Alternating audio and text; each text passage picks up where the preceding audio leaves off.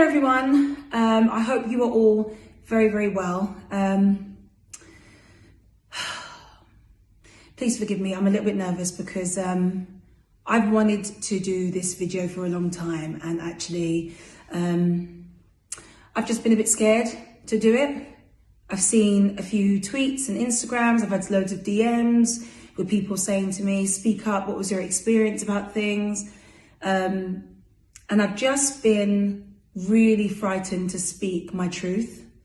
I was speaking to a friend a couple of days ago, several friends actually, just talking to them and asking them their opinions and if I should do it or not. And a lot of people have encouraged me to speak my truth and to speak about my experiences within the industry. So I just want to make this very clear. This isn't a video to bash anyone. This isn't a negative video. This isn't, that kind of thing at all. This is simply me speaking about what I've been through in the past 11 years. And finally feeling like, no, I'm nervous about it, but feeling like I'm not ashamed to speak about it. And and that's a strong point for me. So, or should I say a strong place really? So I just want to start it off and just, try first of all, spread some positivity, because there's so much going on in the world right now. So I want to send my love to everybody and just remind people that there's always a light at the end of the tunnel and things will get better, and I'm praying that they do. I was born and raised in Islington. Some of you may not know, but my mum was in Soul to Soul. She was a single Black woman that raised 4 kids with the help of my auntie and my grandfather. And she was a very strong woman. She was a singer, but she also raised me to have thick skin. She raised me to be a strong, independent, young Black woman. She raised me to fight off any negativity and to try my best to keep things positive at all times. Sadly, my mum passed away just under 3 years ago, but the lessons that she's taught me, money couldn't buy that. And that is probably why 11 years later, after taking some bashing at times, I can say that I've been strong enough to keep going. I'm very proud, very, very proud to be a Black woman, extremely proud. I'm proud of my culture, my heritage. I'm proud of what my family have done, what they've sacrificed for us as kids to be in this industry. I think for me in particular, I can't speak on behalf of my other brothers and sisters, but I can only speak for myself, that really my mum done so much to give me an opportunity. She sacrificed so much, and I'm forever grateful for that. And she was, she had a tough time in the industry too as a Black woman, and got, regularly judged for the fact that she had dreadlocks, for the fact that she was a Black woman, for the fact that she spoke her mind, was strong, independent, and she would speak about those experiences to me and would warn me and say, this and this would happen. I think it's only right that I share my experiences in order to hopefully help other people speak up too, to inspire other people to speak their truth. So the first experience that comes to my mind is when I was 16. I went for the X Factor twice, once when I was 16, once when I was 19. And when I was 16 years old, I made it down to the judges' houses. This person in particular said to me, you haven't made it through, but give me a call in a couple of months and, I'll sign you. I will take you on as an artist. And I was like, wow, that's amazing. At 16 years old, it's the break that I've been waiting for. I remember calling this particular person and saying to him, look, I'm in a position where I'm ready to start working, and I'm eager, I'm good to go. And the reply and the response that I got was, I already have one Black artist, I don't need another. I wasn't sure how to take that, to be honest. I still kind of have to really take that in, even now, however many years later, think to myself, wow, that was really something that was said. And, and it sucked. it really, really sucked to hear those words, because of your skin color. You now can't have this opportunity that was promised. And I know that, you know, not all promises can be kept, but that was a big deal for someone who was only 16. The music industry is such a funny little place. I love singing, I love what I do, but if it wasn't for the love that I have for music, I definitely wouldn't be in this industry. And a few reasons are, I got told when I first won the X Factor at 19, I got told, right, because you're black, you are going to have to work 10 times harder than a white artist because of the color of your skin.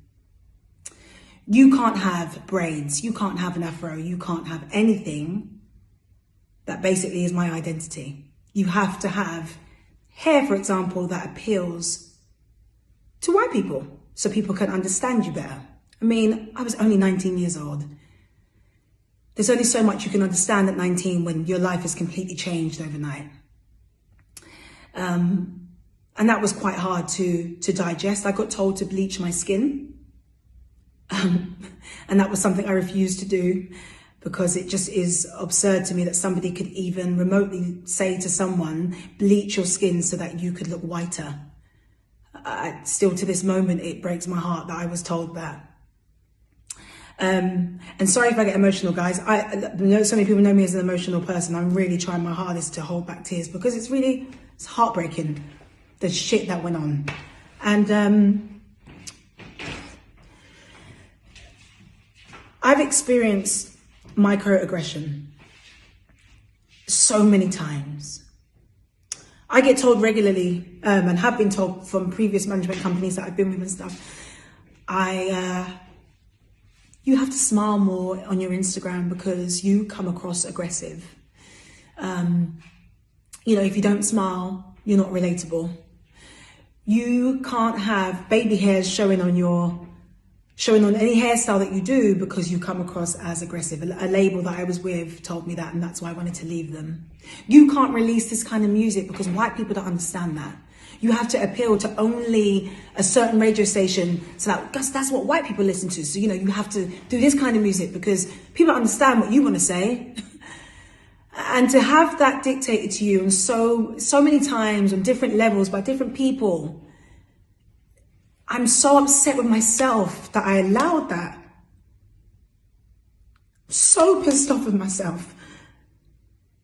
And the joke of it is, I could have spoken up much earlier and was too scared to. Even doing this video now scares me. Scares me because someone like myself, and many people have lost their parents, right? So I'm not trying to play the victim card at all, because that's what I get told a lot of times, but I'm really not trying to play that. What I'm trying to say is, when I lost my mum, was the same day that I done the Strictly Reveal day, right? And I'll never forget when my family said to me, Alex, you have to do it, you've got to do it. And I was like, boy, I don't think I can. And I remember watching the sunrise outside the hospital with my auntie. She was like, you got to do this for your mum. This is what your mum wanted. And I was like, okay, cool. I turned up to that red carpet. And one journalist, because I couldn't speak to anyone, right? I literally could not speak. I said, I'll do it, but I can't do press. Because I felt like if I'd opened my mouth, I felt like I just would break down and nobody would understand. Because we hadn't told anyone at that point. Also, it didn't really feel real. And so this journalist basically come up to me and said, oh, so you're not doing press? Being a diva today, are we?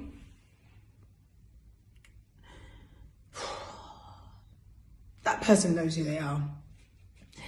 And if I could rewind time, actually, I don't know what I'd do. But to have someone say that, that was the image they had of me because of papers. Particularly one journalist in particular. This one journalist who people know who I'm talking about. I don't need to mention his name. But he has painted me out to be a complete and utter bitch. When I was on Strictly, I remember when I got injured and I was in hospital and I was so sick and I didn't want to say anything because I didn't want people to be like, oh, she's paying the victim card again. He said, oh, she's backstage, she's been backstage, she's been throwing chairs, she's been screaming at Tess, at Claudia, she's been doing this to her partner, that to her partner, and I was in hospital. And I was like, why can't anyone stick up for me? Why can't Strictly or anyone from the BBC say something and say the truth? I was told to be quiet, I was told to not say anything, so I did, and didn't say anything. And that's one of my biggest regrets in life, because I was so scared on that show. I was so scared because if I spoke out, she's playing the victim card. If I cried, oh, look, she's playing another victim card. If I was happy, it's how can she be so happy? She's just lost her mum. She doesn't care about losing her mum. That's the kind of comments I was getting daily online. So many trolls. I was getting so many trolls telling me all kinds of stuff. And how I got through it, I look back and I've got no idea. With no idea. I don't even like thinking about that experience at all.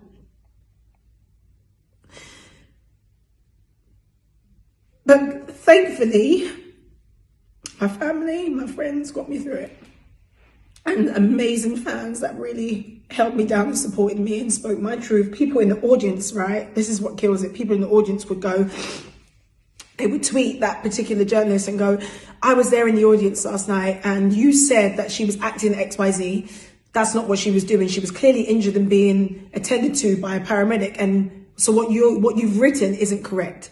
And when I read that tweet, I was thinking, please, people, please see this tweet, because that's the one person that's going to help save the fact that I'm not a bitch and I'm not a diva and I'm not as bad as people may think because of what press have painted me out to be. And that's simply, I believe, it's simply because of me being a black, strong woman. I can speak out for myself because that's how I've been taught, but I would never do it in a way that offends people or hurts anyone. I do it in a way that just speaks my truth when I feel like I need to say something, or when I need to express what I think about my music or what I say in interviews. I'm such a positive person that I just want to radiate that to other people because I care. And I feel like if you're surrounded by positivity, that comes back to you tenfold. And so to have that experience it's just been horrendous. But this is the first time that I've felt like I can actually speak up about all of that, because I kept myself so quiet, and I'm angry at myself for that. But now that this movement is happening, I just feel like now is the right time to speak up and not be afraid to do it. And that's just my truth. So I wanted to share those experiences with you guys, because it's just been, to be told all the time, because you're a black girl, you won't really make it that far in the industry. Because you're black, you should have been, if you were white, you'd be bigger than what you are right now. You'd sell more records, you'd be a Brit Award winner, you'd be this, you'd be that. But because you're black, that hasn't been for me. I've been told that from several labels, management companies. And it's hurtful. So anyone out there that's scared to speak the truth, speak your truth. Because that's all we've got. We've got one life.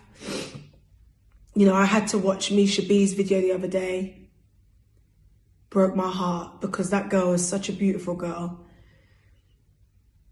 And to hear about her experience and what she went through inspired me to speak up. It inspired me completely to speak up. I just feel like people need to not see colour. Unfortunately, people really do see colour, but my mum's always raised me to never see colour. You don't see colour. And I will continue that way, because that's what makes me happy. People are people.